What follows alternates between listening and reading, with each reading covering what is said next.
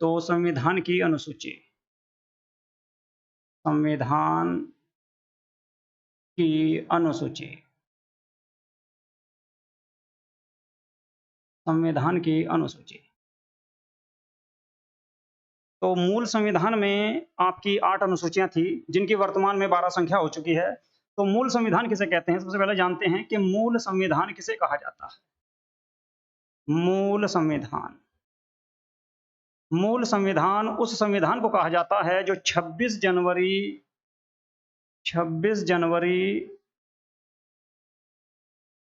1950 को लागू हुआ था। मूल संविधान उस संविधान को कहते हैं जो 26 जनवरी 1950 को लागू हुआ था, और उसके बाद अब जो फिलहाल है उसे कहते हैं वर्तमान संविधान। तो मूल संविधान में 8 अनुसूचियां थी। मूल संविधान में आपकी 8 अनुसूची थी।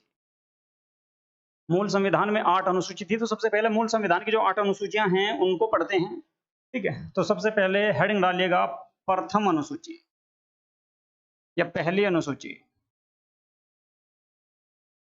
पहली अनुसूची, पहली अनुसूची में संघ राज्य और उसके केंद्र शासित प्रदेशों का उल्लेख किया गया है।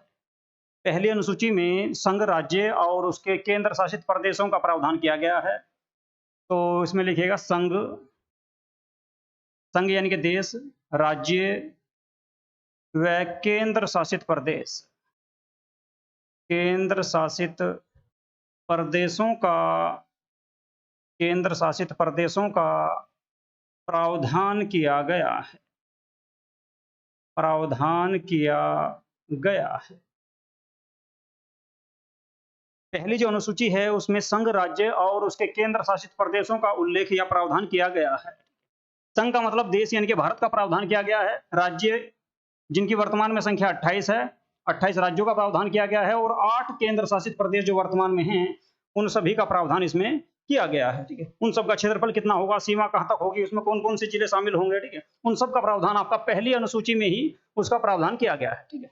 तो इसके बाद दूसरी अनुसूची, दूसरी अनुसूची, दूसरी अनुसूची में भारत के विशिष्ट पदाधिकारी, दूसरी अनुसूची में भारत के विशिष्ट पदाधिकारियों के वेतन व भत्तों का प्रावधान किया गया है। भारत के विशिष्ट पदाधिकारी, विशिष्ट यानी कि जो बड़े पद हैं, भारत के विशिष्ट पदाधिकारी, पदाधिकारियों, विशिष्ट पदाधिकारियों के वेतन व भत्तों का प्रावधान किया गया, भत्तों का प्रावधान किया गया। दूसरी अनुसूची में भारतीय संविधान के अंतर्गत जितने भी विशिष्ट पदाधिकारी आते हैं उन सब का प्रावधान किया गया, उन सब के वेतन व भत्तों का प्रावधान किया गया है। विशिष्ट पदाधिकारी के अंतर्गत आएंगे तुम्हारे राष्ट्रपति, उपराष्ट्रपति, प्रधानमंत्री, महान्यायवादी, ठीक है, और सुप्रीम कोर्ट के न्यायाधीश, इसके अलावा समस्त मंत्री, ठीक है, डीएम तक, यानी कि सभी जो बड़े पद हैं वे सब इसके अंतर्गत आएंगे। विशिष्ट पदाधिकारियों के अंतर्गत यही सारे पद आएंगे, उन सबके वेतन और भत्तों का प्रावधान इसमें किया गया है। जैसे में लिख सकते हैं आप, जैसे करके, जैसे राष्ट्रपति, राष्ट्रपति, उपराष्ट्रपति, उपराष्ट्रपति, प्रधानमंत्री, इसके बाद आदि लिख दो, ठीक है। इसमें मुख्य न्यायाधीश वगैरह, ठीक है, तुम्हारे डीएम तक सारे पद आ जाते हैं इसमें। उन सबके वेतन और भत्तों का प्रावधान किया गया है। इसके बाद दूसरी के बाद तीसरी अनुसूची, तीसरी अनुसूची, तीसरी अनुसूची में भी विशिष्ट पदाधिकारियों के शपथ का उल्लेख, इसमें आपका शपथ का उल्लेख किया गया, शपथ का प्रावधान किया गया, शपथ का प्रावधान किया गया है कि भारत के राष्ट्रपति क्या शपथ लेंगे, उपराष्ट्रपति क्या लेंगे, प्रधानमंत्री कौन सी शपथ लेंगे, मंत्री कौन सी शपथ लेंगे, ठीक है।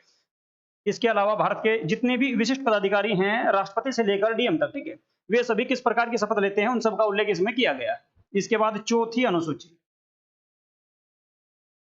चौथी अनुसूची में, चौथी अनुसूची में राज्यसभा की सीटों का आवंटन किया गया है। चौथी अनुसूची में राज्यसभा की सीटों का प्रावधान किया गया है कि किस राज्य को कितनी राज्यसभा की सीटें दी जाएंगी।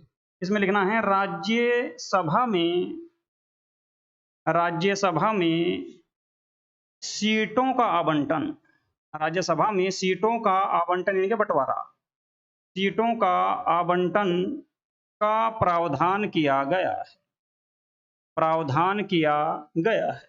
चौथी अनुसूची में राज्यसभा में सीटों के आवंटन का प्रावधान किया गया है कि किस राज्य से कितनी सीटें आनी है। इसके अलावा देखो 28 राज्य ऐसे हैं जहां से राज्यसभा की सीटें आती हैं। इसके अलावा 3 केंद्र शासित प्रदेश ऐसे हैं जहां पर विधानसभा है, 3 केंद्र शासित प्रदेश ऐसे हैं जहां पर विधानसभा है, जहां से आपकी राज्यसभा की सीटें आती हैं। एक दिल्ली है आपका, दिल्ली के अलावा दूसरा आ जाएगा जम्मू एंड कश्मीर, और इसके अलावा तीसरा है पुदुचेरी, तीसरा पुदुचेरी है।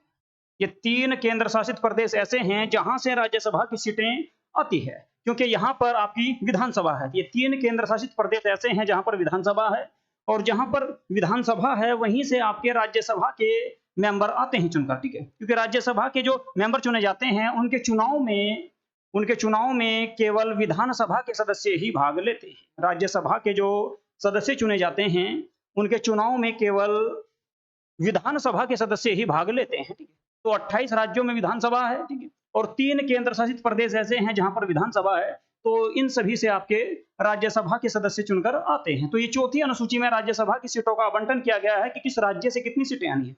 आपको बता दूं कि सबसे ज्यादा जो सीटें आती हैं वो आती हैं आपकी उत्तर प्रदेश से, ठीक है। इसके बाद पांचवी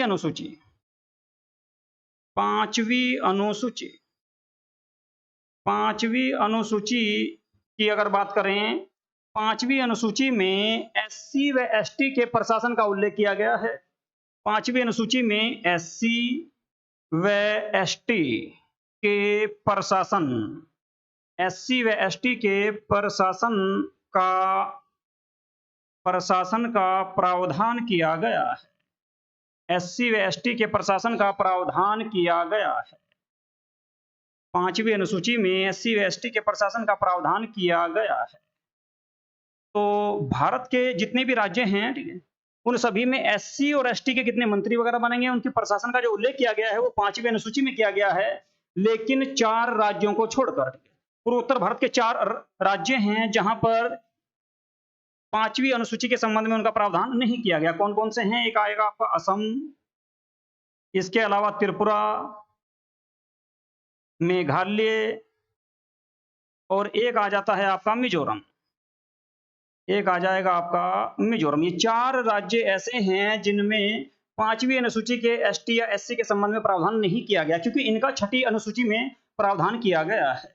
इन 4 राज्यों के संबंध में एसटी का जो प्रावधान किया गया है वो किया गया है छठी अनुसूची में, ठीक है। तो पांचवी अनुसूची में एससी एसटी के प्रशासन का प्रावधान किया गया है 4 राज्यों को छोड़कर, असम, त्रिपुरा, मेघालय और मिजोरम। इसके बाद छठी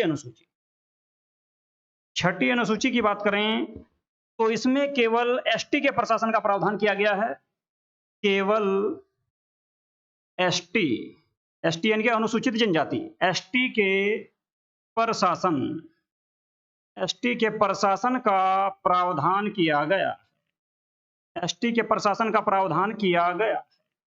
और ये जो एसटी के प्रशासन का जो प्रावधान किया गया है इसमें केवल 4 राज्यों के लिए किया गया है। 4 राज्य हैं आपके, असम, इसमें आ जाएगा एक आपका असम के अलावा मेघालय के बाद आ जाएगा इसमें त्रिपुरा, और त्रिपुरा के अलावा एक आता है आपका मिजोरम।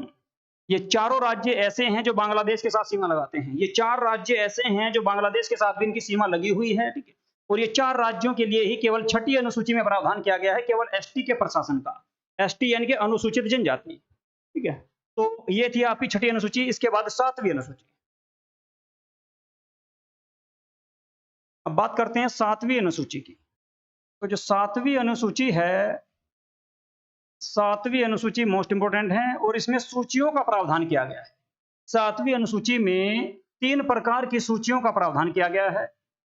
3 प्रकार की सूची, 3 प्रकार की सूचियों का प्रावधान किया गया है, जिसमें 3 प्रकार की सूचियों का प्रावधान किया गया है, ठीक है जी। 7वीं अनुसूची में 3 प्रकार की सूचियों का प्रावधान किया गया है। अब सूची हमारे संविधान में जो है 3 प्रकार की सूची हैं। एक है आपकी संघ संघ सूची मतलब कि जिस सूची में संघ यानी कि केंद्र के द्वारा कानून बनाया जाता है उसको कहते हैं संघ सूची। इसके अलावा दूसरी है आपकी राज्य सूची। राज्य सूची, राज्य सूची में जो विषय हैं उन पर राज्य सरकार कानून बनाती है। और तीसरी है समवर्ती सूची। समवर्ती सूची में समवर्ती सूची में दोनों को अधिकार दिया गया है, केंद्र व राज्य दोनों को अधिकार दिया गया है और दोनों ही इसमें कानून बना सकते हैं। अब संघ सूची में बात आती है, यहां से पूछते हैं कि मूल संविधान में कितने विषय थे और वर्तमान संविधान में कितने हैं। ठीक है, तो मूल संविधान मैंने आपको शुरू में बताया था कि मूल संविधान उसे कहते हैं जो संविधान 26 जनवरी 1950 को लागू हुआ था। इसके बाद वर्तमान संविधान जो अब फिलहाल है। तो मूल संविधान में संघ सूची में आपके 97 विषय थे, राज्य सूची में आपके 66 विषय थे और समवर्ती सूची में 47 विषय थे, यानी कि 47 विषय थे। इसके बाद जो बीच में बाद में हो गए, इसमें आपका जो मूल संविधान जो आपकी संघ सूची थी इसमें इसकी संख्या हो गई थी 100। ठीक है, इसके बाद यहाँ पे रह गए थे 61 और यहाँ हो गए थे 52। ठीक है, लेकिन अभी फिलहाल आपका 22 फरवरी 2022, ठीक है, फरवरी 2022 में संविधान में संशोधन हो चुका है और सूचियों में भी संशोधन हुआ है उसमें। ठीक है, इसमें अब जो फिलहाल वर्तमान में रह चुके हैं यहाँ पे 98 विषय हैं, इसमें आपके 59 विषय हैं और यहाँ पर 52 विषय। तो अब फिलहाल ये कंडीशन है। ठीक है, समवर्ती सूची में आपके राज्य सरकार और केंद्र सरकार दोनों कानून बनाते हैं। राज्य सूची में केवल राज्य सरकार कानून बनाएगी। संघ सूची में उन विषयों को रखा गया है जिन पे केवल केंद्र सरकार के द्वारा कानून बनाया जाता है। तो 7वीं अनुसूची में 3 प्रकार की सूचियां हैं, संघ सूची, राज्य सूची और समवर्ती सूची। संघ सूची में केवल केंद्र सरकार के द्वारा कानून बनाया जाता है। संघ सूची में उन विषयों को रखा गया है जिनमें केंद्र सरकार कानून बनाती है, जिनकी संख्या मूल संविधान में 97 थी, 2022 से पहले 100 थी और अब फिलहाल वर्तमान में 98 हो चुकी है। यानी कि 2 उसमें से भी और समाप्त कर दिए गए जो आपके जीएसटी वगैरह से संबंधित थे। राज्य सूची में केवल राज्य सरकार के द्वारा कानून बनाया जाता है और इसमें मूल संविधान में 66 विषय थे, बाद में इसमें आपके 61 हो चुके थे, लेकिन अब फिलहाल इसमें 59 है, वर्तमान में 59 है। समवर्ती सूची में मूल संविधान में 47 विषय थे और इसमें आपका राज्य व केंद्र दोनों के द्वारा कानून बनाया जाता है। लेकिन अगर केंद्र व राज्य दोनों के कानून आपस में टकरा रहे हो, एक ही विषय पे दोनों ने कानून बनाया और दोनों के कानून आपस में टकराएं, तो उनमें से केंद्र सरकार का कानून लागू होता है। तो समवर्ती सूची में आपके 47 विषय थे, 52 हो चुके थे और अब भी 52 ही हैं। ठीक है, तो वर्तमान में इसको याद रखना है, 98 विषय हैं आपके संघ सूची में, राज्य सूची में 59 हैं और आपके समवर्ती सूची में 52 विषय हैं। इसके बाद बात करते हैं 8वीं अनुसूची। 8वीं अनुसूची, 8वीं अनुसूची। तो 8वीं अनुसूची में भाषाओं का उल्लेख किया गया या भाषाओं का प्रावधान किया गया। भाषाओं का प्रावधान किया गया, भाषाओं का प्रावधान किया गया,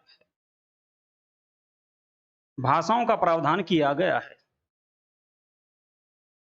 इसमें 8वीं अनुसूची। ठीक है, तो 8वीं अनुसूची में भाषाओं का प्रावधान किया गया है। 8वीं अनुसूची में भाषाओं का प्रावधान किया गया है। मूल संविधान में 14 भाषा थी, मूल संविधान में 14 भाषा थी, अब इनकी संख्या 22 हो चुकी है। तो मूल संविधान में कितनी भाषाएं थी?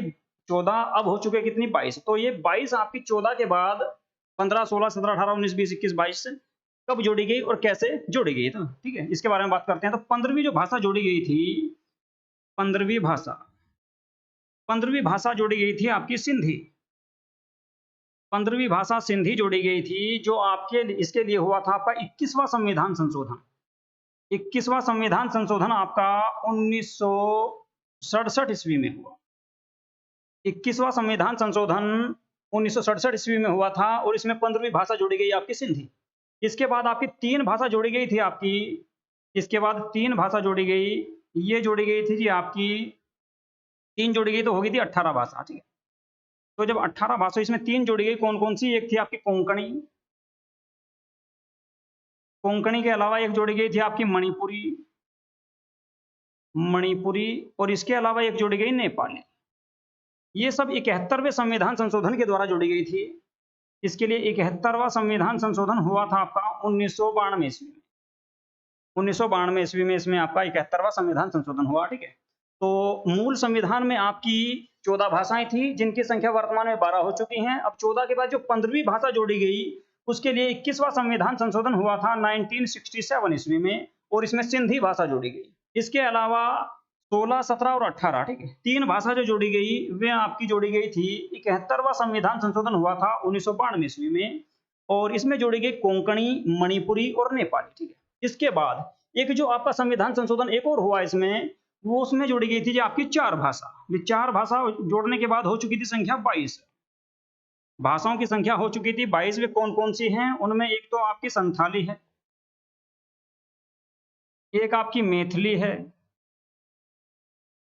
एक आपकी बोडो है, और एक है जी आपकी डोंगरी। ये सबसे ज्यादा पूछी जाती है। 4 जो भाषाएं सबसे लास्ट में जोड़ी गई हैं, ये कौन से संविधान संशोधन के द्वारा जोड़ी गई थी? तो इसके लिए हुआ था आपका 86वां संविधान संशोधन। 86वां संविधान संशोधन हुआ था आपका, 86वां संविधान संशोधन हुआ आपका 2003 में। 86वां संविधान संशोधन 2003 में हुआ। सॉरी, इसमें 86वां नहीं है। अच्छा, तो 22 जो भाषा हुई थी उसमें आपकी लास्ट की जो 4 भाषा जुड़ गई है, संथाली, मैथिली, बोडो और डोंगरी, ठीक है। ये आपकी 92वां संविधान संशोधन हुआ था आपका। 92वां संविधान संशोधन 2003 में हुआ। 2003 में 92वां संविधान संशोधन हुआ था, और उसके द्वारा ये जोड़ी गई थी, ठीक है। 92वां संविधान संशोधन 2003 में हुआ था, उसके द्वारा ये जोड़ी गई, और इसमें जोड़ी गई आपकी संथाली, मैथिली, बोडो और डोंगरी, ठीक है। अब यहां से कई बार ये पूछता है कि कौन सी किस राज्य की है, तो संथाली जो है आपकी ये झारखंड की है। संथाली झारखंड की है। इसके अलावा मैथिली आपकी बिहार से है, ये बिहार की है। बोडो आपकी असम की है, और डोंगरी की अगर बात करें तो ये आ जाएगी जम्मू एंड कश्मीर से, ये जम्मू एंड कश्मीर की है, ठीक है। तो 8वीं अनुसूची में भाषाओं का प्रावधान किया गया है। भाषाओं का उल्लेख इसमें किया गया है। मूल संविधान में आपकी 14 भाषाएं थी, वर्तमान में इनकी संख्या 22 हो चुकी हैं। तो 15वीं जो भाषा जोड़ी गई थी सिंधी, 21वां संविधान संशोधन 1967 में हुआ। इसके बाद 3 भाषा जोड़ी गई आपकी 71वां संविधान संशोधन 1992 के द्वारा, कोंकणी, मणिपुरी और नेपाली।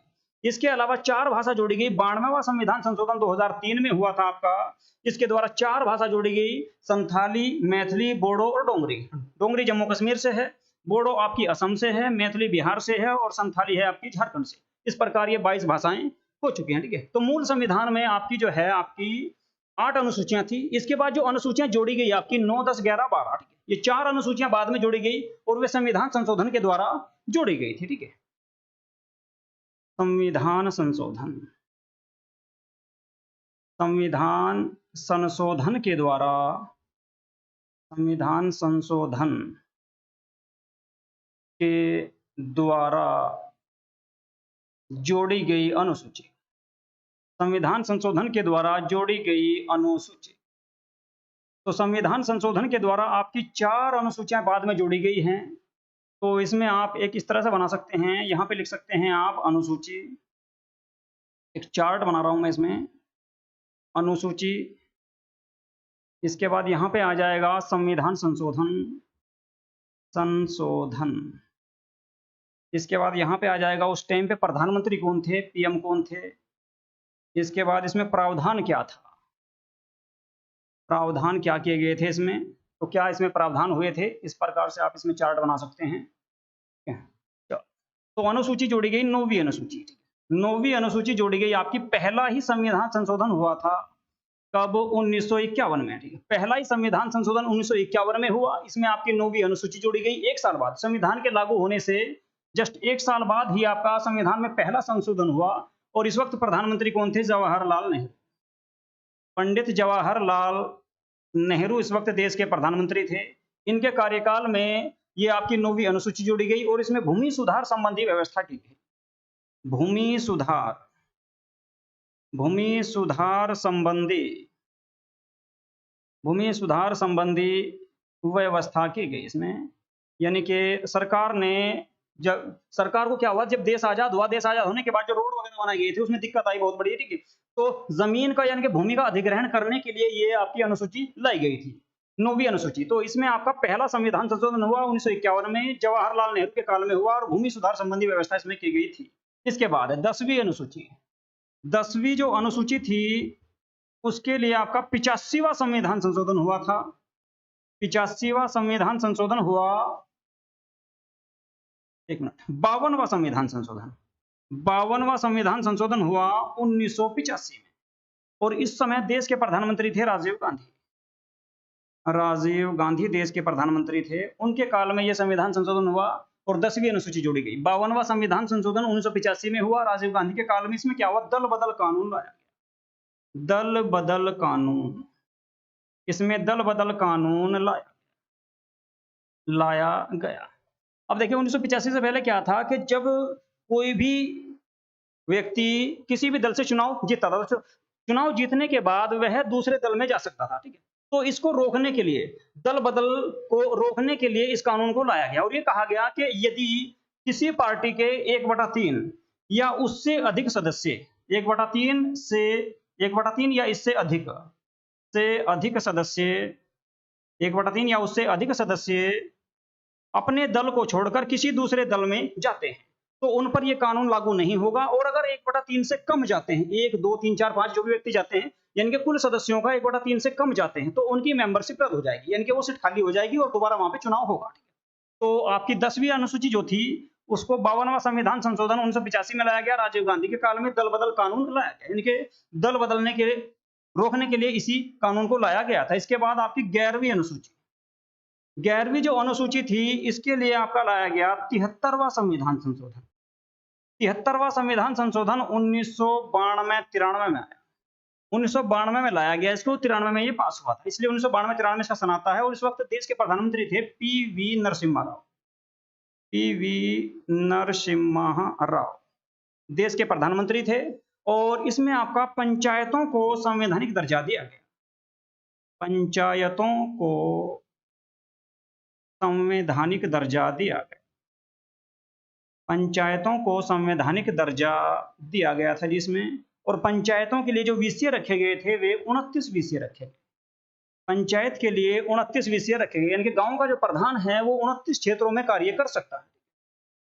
इसके बाद 12वीं अनुसूची, 12वीं जो अनुसूची थी उसके लिए आपका 74वां संविधान संशोधन इसी वर्ष आया, 1992-93 में ही, और देश के प्रधानमंत्री भी सेम थे, पीवी नरसिम्हा राव। इसमें नगर निकाय को संवैधानिक दर्जा दिया गया, नगर निकाय को संवैधानिक दर्जा दिया गया, संवैधानिक दर्जा दिया गया, यानी कि आपकी नगर पालिका जो शहरों में होती है, ठीक है, उसके लिए आपका संवैधानिक दर्जा दिया गया। इसमें विषय रखे गए थे जी 18, शहरों के लिए 18 विषय रखे गए, जो पार्षद वगैरह चुने जाते हैं वे 18 विषयों में अपना काम कर सकते हैं, ठीक है। तो इस प्रकार ये आपकी 12 अनुसूचियां थी। आपका मैं एक बार फिर से दोबारा से रिपीट करा देता हूं। पहली अनुसूची में संघ राज्य और उसके केंद्र शासित प्रदेशों का प्रावधान किया गया है, संघ राज्य और उसके केंद्र शासित प्रदेशों का प्रावधान पहली अनुसूची में है। दूसरी अनुसूची में आपका भारत के जो विशिष्ट पदाधिकारी हैं उनके वेतन और भत्तों का प्रावधान किया गया है। इसके बाद तीसरी जो अनुसूची है उसमें भारत के विशिष्ट पदाधिकारियों के शपथ का उल्लेख या प्रावधान किया गया है। आपकी जो चौथी अनुसूची है, चौथी अनुसूची में राज्यसभा की सीटों का आवंटन किया गया है, और इसमें आपके राज्यसभा से किस राज्य से राज्यसभा में कितनी सीटें आएंगी उसका इसमें प्रावधान किया गया है। इसके साथ में आपका 28 राज्यों के साथ साथ उसमें 28 राज्यों के साथ साथ 3 केंद्र शासित प्रदेशों को भी शामिल किया गया है, दिल्ली, जम्मू कश्मीर और पुदुचेरी। इसके अलावा 5वीं अनुसूची में SC ST के प्रशासन का उल्लेख किया गया है, ठीक है। इसके बाद 6ठी अनुसूची में केवल ST के प्रशासन का उल्लेख किया गया है, और केवल 4 राज्यों के लिए। तो 4 राज्य कौन कौन से हैं उसमें आ जाएगा आपका असम, मेघालय के बाद त्रिपुरा के बाद मिजोरम।